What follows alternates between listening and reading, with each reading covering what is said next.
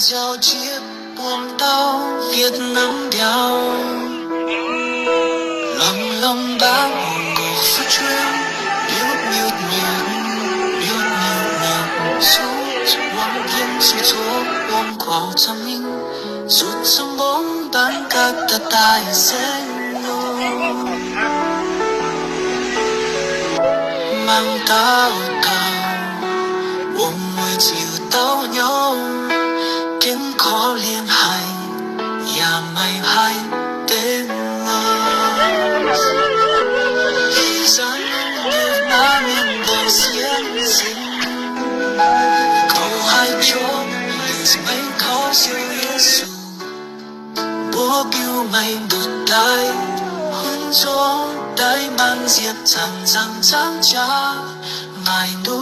chờ kêu cháu năm hành trường mây linh ngôi ôi giúp rất xiên khâu châu Giêsu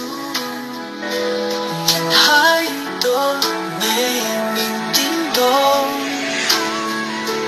nhìn năm ya ôi xiên chiều